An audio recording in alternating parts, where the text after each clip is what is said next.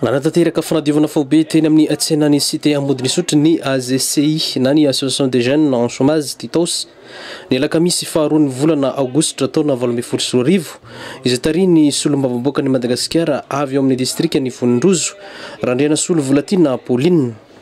ny safidin'ny tsenana Amodinisotra ity fikambanana ity noho ny ity toerana ity fiatsenan'ny olona rehetra eto Madagasikara. Iransika malala moa zany fa ny fahadiovan'ny tontolo iainana dia zava-dehibe izy io amin'ny fahasalamana ary tsy vita amin'ny fahasalamana ihany koa fa na ny mijery azy ary dia mahafinaritra ka raha nisy zany an'ireto tanora ireto izay association izy io fikambanan'ny chômeur eto Madagasikara eto dia rehefa niangavy tenako moa izy zany efa nometana aminy tsy nisalasala zany ny tenako na nampandrizareo amin'izay fasapako fa hoe zava-dehibe izay fahadiovan'ny tontolo iainana zay.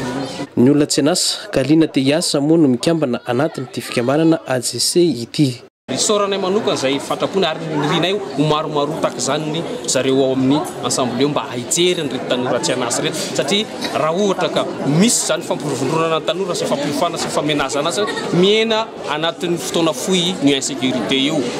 Anisan'ny nanampy an'ity fikambanana ity moa ny Andriamatoa Paulo Raolinarivo marina moa fa tsy misy resaka politika ity hetsika ity.